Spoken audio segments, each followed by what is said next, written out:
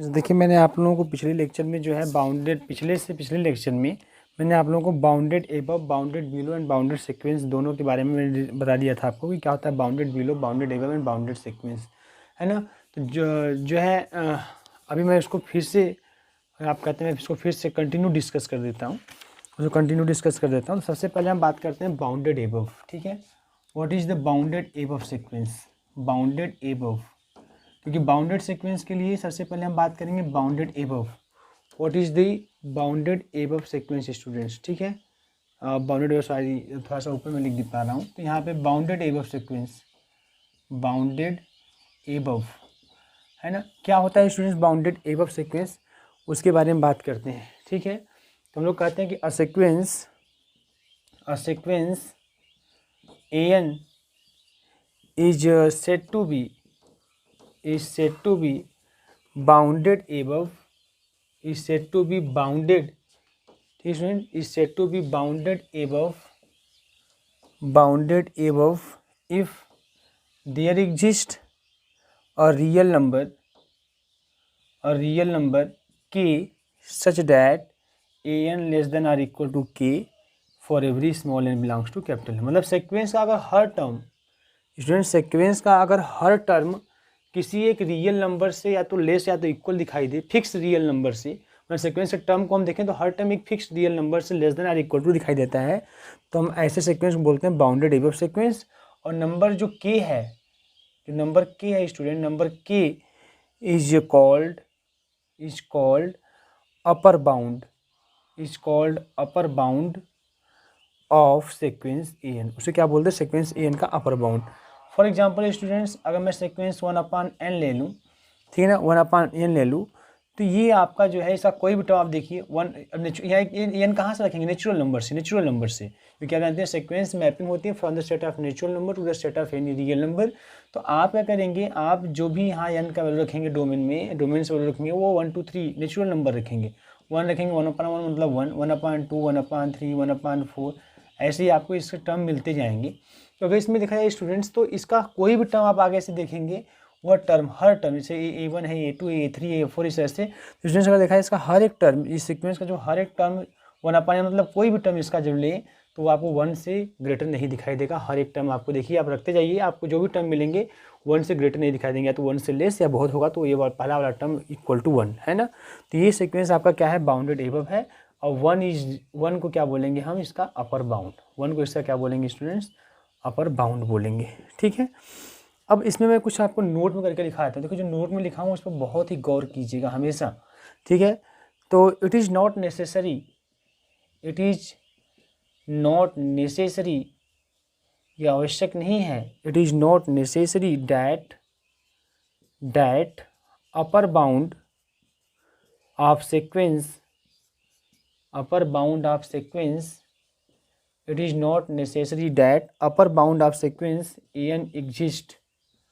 ये जरूरी नहीं है किसी सीक्वेंस का अपर बाउंड एग्जिस्ट करे ही, बहुत से सीक्वेंस ऐसे हैं इसका अपर बाउंड एग्जिस्ट नहीं करते, ठीक है।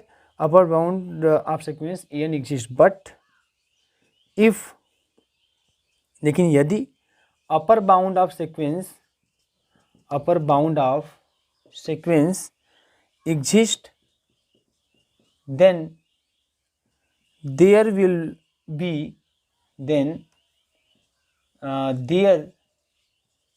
be so many upper bound, बहुत अच्छी लाइन है, so many upper bound of an and the smallest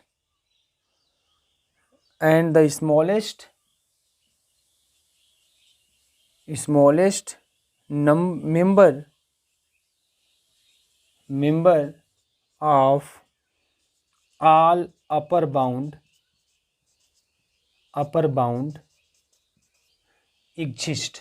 बहुत अच्छी लाइन स्टूडेंट्स, ठीक है। जैसे कि जरूरी नहीं कि हर सीक्वेंस का अपना जो है अपर बाउंड एग्जिस्ट करे, ठीक है स्टूडेंट्स, जरूरी नहीं है कि हर सीक्वेंस का अपर बाउंड एग्जिस्ट करे, ठीक है। और यदि एग्जिस्ट करता है, अगर if upper bound of the sequence exist, then there will be so many upper bound of an। अगर किसी सीक्वेंस का अपर बाउंड एग्जिस्ट करता है तो उसके बहुत से अपर बाउंड होंगे, है ना, उसके बहुत से अपर बाउंड होंगे। And the smallest member of all upper bound exist, और सभी अपर बाउंड का जो स्मॉलेस्ट मेंबर होगा वही क्या कहलाएगा, अपर बाउंड ऑफ द सीक्वेंस। जैसे इसमें स्टूडेंट्स इसका अपर बाउंड 2 भी कहलाएगा, इसका अपर बाउंड, क्योंकि देखिए कोई भी इसका एलिमेंट देखेंगे आप 2 से लेस ही पाएंगे ना आप, इसका अपर बाउंड 3 भी कहलाएगा, जरूरी नहीं कि अपर बाउंड इसी सेट का एलिमेंट हो, बाहर का भी हो सकता है। इसका अपर बाउंड 4 भी कहलाएगा, 2.5 भी कहलाएगा, तमाम इसके अपर बाउंड इसका है, अगर इसका अपर बाउंड है तो इसके तमाम अपर बाउंड एग्जिस्ट कर सकते हैं। लेकिन वास्तव में है ना, जो उसमें सबसे लिस्ट होता है, जैसे अभी सब में ये 1 भी अपर बाउंड है, तो 1 2 3 सब में सबसे लिस्ट कौन है, यह है। तो इसलिए हम इस 1 को हम क्या बोलेंगे कि यही 1 ही जो अपर बाउंड के रूप में क्या करेगा, एग्जिस्ट करेगा, ठीक है। और इसी को हम बोलते हैं लिस्ट अपर बाउंड भी बोलते हैं स्टूडेंट्स, और इसी को बोलेंगे सुप्रीमम, यही अब क्या होता है, सुप्रीमम भी कहा जाता है। लिस्ट अपर बाउंड भी बोलेंगे, सुप्रीमम भी कहते हैं। मतलब ये स्टूडेंट्स ध्यान दिया कि किसी सीक्वेंस का जो आपका अपर बाउंड होता है वो जरूरी नहीं कि एग्जिस्ट करे, किसी से हर सीक्वेंस में जरूरी नहीं कि अपर बाउंड आपको मिले, अपर बाउंड मिल भी सकता है, नहीं मिल सकता, ठीक है ना। और यदि जिस सीक्वेंस में अपर बाउंड मिलेगा, कन्फर्म है स्टूडेंट्स कि ऐसे सीक्वेंस के बहुत अपर बाउंड होंगे, और उसका जो सबसे स्मॉलेस्ट अपर बाउंड होगा वही अपर बाउंड के रूप में कहा जाएगा सीक्वेंस के, और उसी को हम लिस्ट अपर बाउंड भी कहते हैं, उसी को हम लोग सुप्रीमम भी कहते हैं स्टूडेंट्स, ठीक है। लिस्ट अपर बाउंड सबसे छोटा, या उसी को, चूंकि अब सभी अपर बाउंड में सबसे छोटा तो वह है, लेकिन उस सीक्वेंस में सबसे बड़ा वही होगा, इसलिए उसको बोलते हैं सुप्रीमम भी बोलते हैं स्टूडेंट्स। फिर आगे हम बात करते हैं इसी केस में आपका जो है लिस्ट अपर बाउंड, इसको हम बता ही देते हैं आपको, लिस्ट अपर बाउंड। अब आपने बाउंडेड एबव की बात की, अब बात करते हैं लिस्ट अपर बाउंड, इसी को बोलते हैं शार्ट में LU.B, least upper bound L.U.B. Least upper bound or supremum. Least upper bound या सुप्रीमम क्या होता है, ठीक है स्टूडेंट्स। बोलते हैं द स्मॉलेस्ट मेंबर, अच्छा नोट्स बनाइएगा, मैं इसलिए पूरा लिख के बता रहा हूँ। The smallest member of all upper bound of sequence, of all upper bound of sequence, the smallest member of all upper bound of sequence AN of sequence AN is said to be least upper bound, is said to be least upper bound of AN or supremum of sequence AN. For example students, for example list upper bound of जो 1/n sequence उसका क्या होगा, 1 होगा, या supremum भी इसका क्या कहा जाएगा, आपका 1 ही कहा जाएगा। मैंने बोला ना भाई अपर बाउंड इसका 2 भी होगा, 3 भी होगा, 4 भी होगा, सबसे छोटा कौन होगा, सबसे छोटा हमारा जो है अपर बाउंड इसका 1 है, इसलिए इसको हम लोग बोलते हैं लिस्ट अपर बाउंड या supremum of 1/n is equal to क्या, 1 स्टूडेंट्स, ठीक है। इसी केस में हम ये भी देख लेते हैं बाउंडेड बिलो, बाउंडेड एबव तो हमने देख लिया, अब बाउंडेड बिलो की बात भी कर लेते हैं। कहते हैं a sequence AN is said to be, a sequence AN is said to be bounded, बार रुक मुझे देखना पड़ा कि मोबाइल में उसका कैप्चर हो रहा है कि नहीं, is said to be bounded below if there exists a real number, if there exists a real number capital M such that AN is greater than or equal to capital M for every small n belongs to capital N। Number जो M है students is called lower bound of sequence AN, is called lower bound of sequence AN। Okay students, ठीक है students. तो इस तरह से जो अगर कोई सीक्वेंस ऐसा है उसका हर एक टर्म एक फिक्स पॉजिटिव रियल नंबर या एक फिक्स रियल नंबर, पॉजिटिव मत बोलिए, एक फिक्स रियल नंबर से उसका हर सीक्वेंस का हर एक टर्म एक फिक्स रियल नंबर से या तो ग्रेटर दिखाई दे या तो इक्वल दिखाई दे, तो हम ऐसे सीक्वेंस को बोलते हैं bounded below sequence. For example students, अगर मैं सीक्वेंस के रूप में AN के रूप में 3 की टू द पावर n ले लिया, अब यहाँ देखिए आप n इक्वल टू 1 2 3 रखते जाओ तो क्या मिलेगा, 3 मिलेगा, 3 का स्क्वायर मिलेगा, 3 का क्यूब मिलेगा, 3 की पावर 4 मिलेगा, ऐसे मिलता जाएगा।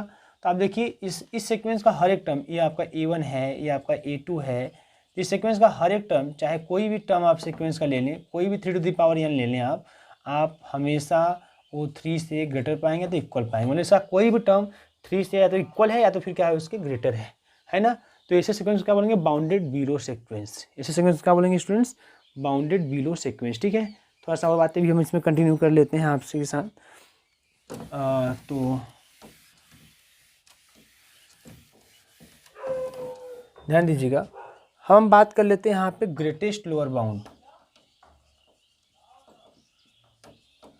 Greatest lower bound, greatest lower bound और इन्फीमम, इसी को इन्फीमम भी बोलते हैं, है ना। तो जो द लार्जेस्ट, अच्छा एक चीज़ बेटा और है यहाँ पे, वही सेम चीज़ जैसे वहाँ नोट में लिखवाया था कि हर सीक्वेंस में बाउंडेड बिलो हो या उसका लोअर बाउंड एग्जिस्ट करे जरूरी नहीं है ना। लेकिन हाँ, जिसका लोअर बाउंड होगा उसके तमाम लोअर बाउंड, वैसे यहाँ पे इसका लोअर बाउंड 2 भी होगा क्योंकि 2 से सभी ग्रेटर हैं, इसका लोअर बाउंड 1 भी होगा, लेकिन उन सभी लोअर बाउंड में सबसे, इसका लोअर बाउंड 2 भी होगा, 1 भी होगा, 0 भी होगा, सभी इसका लोअर बाउंड होगा, क्योंकि उन सभी नंबर से इसके हर एक टर्म आपको ज़्यादा ही मिलेंगे, है ना। लेकिन उन समय सबसे बड़ा कौन है, सबसे बड़ा हमारा 3 मिलेगा।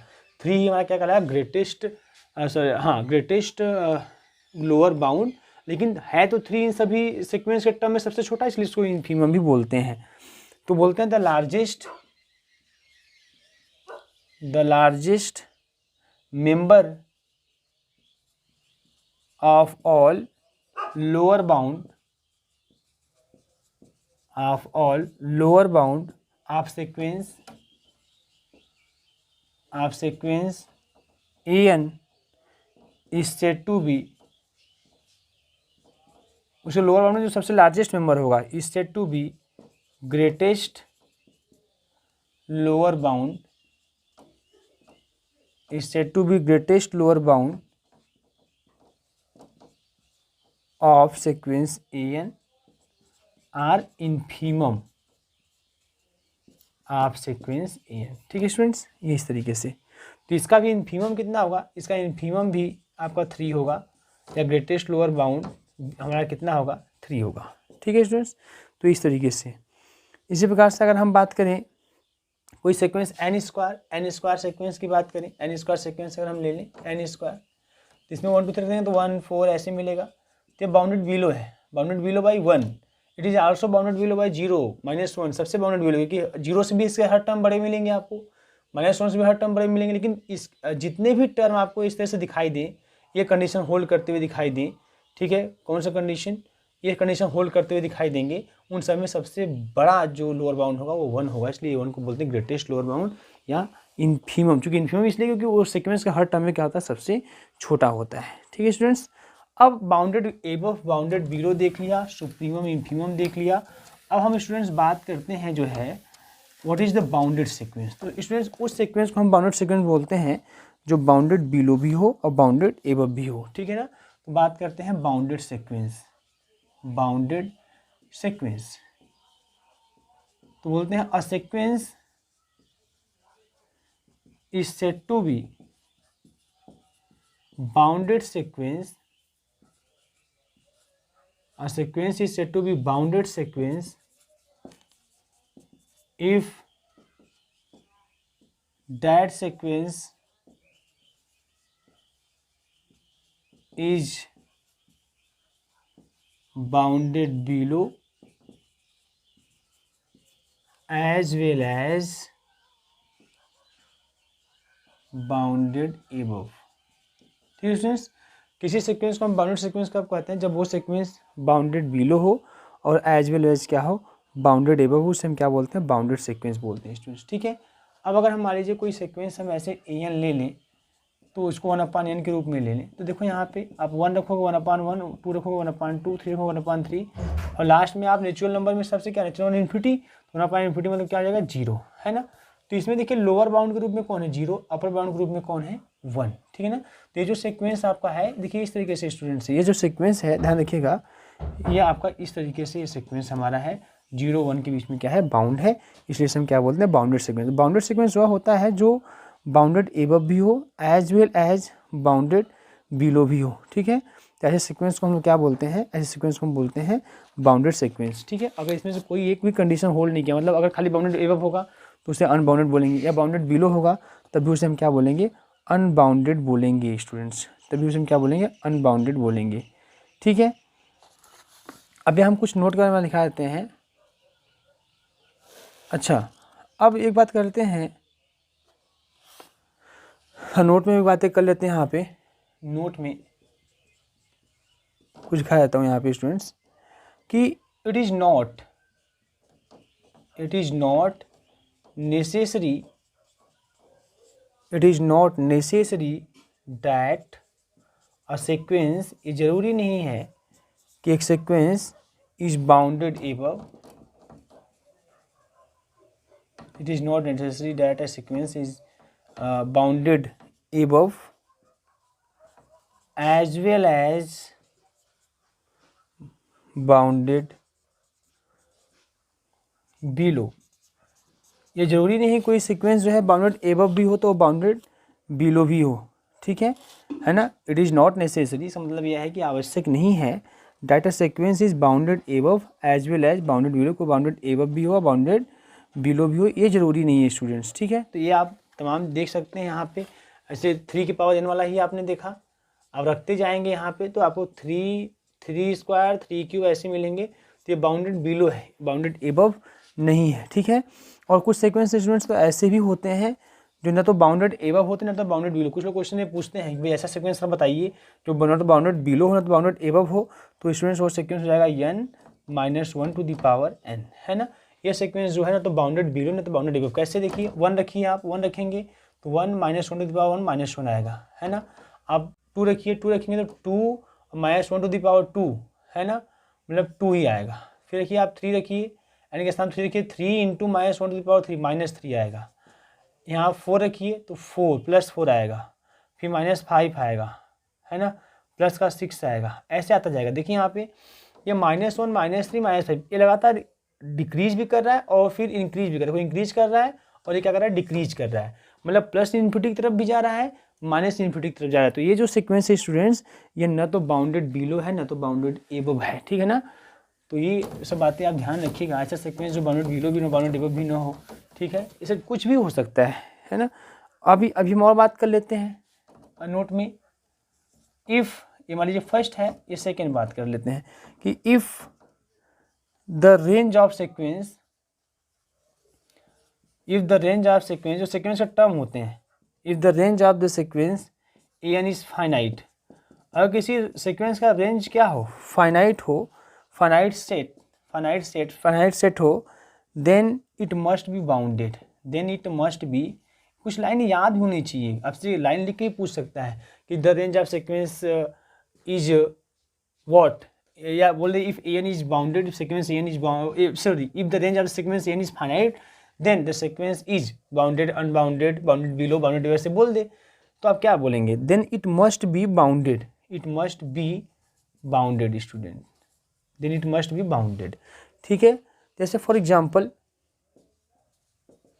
Sequence -1 to the power n की बात की जाए तो यहाँ पे जाएगा -1 1 -1 1 इस तरह से। तो इसका जो रेंज की बात मैं करूँ, अगर मैं रेंज की बात करूँ तो रेंज इसका कितना है, -1 टू द पावर n है, sorry range of -1 to the power n का रेंज कितना है, इसमें कितने एलिमेंट आ रहे हैं, 1 आ रहा है तो -1 आ रहा है। तो ये कैसा है स्टूडेंट्स, ये फाइनाइट सेट है, ये फाइनाइट सेट है। तो अगर ये फाइनाइट सेट है तो जो sequence -1 to the power n है इसको आप क्या बोलेंगे, बाउंडेड। क्या बोलेंगे, बाउंडेड। मतलब किसी सीक्वेंस का, है ना, देखिए इन्फिनिटी वाले में फाइनाइट अगर रेंज है, किसी सेट का रेंज जो है, किसी सीक्वेंस का अगर रेंज फाइनाइट है तो कन्फर्म वो सीक्वेंस बाउंडेड होगा। इनफाइनाइट है तो कुछ भी हो सकता है। ठीक है, रेंज इनफाइनाइट है तो कुछ भी हो सकता है, वो बाउंडेड अनबाउंडेड कुछ भी हो सकता है। लेकिन अगर रेंज फाइनाइट है तो वो आपका कन्फर्म क्या होगा, बाउंडेड होगा। ठीक है, आगे एक टर्म देखते हैं हम लोग।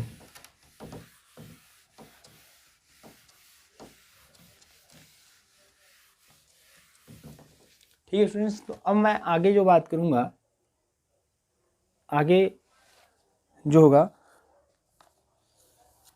Monotonic sequence.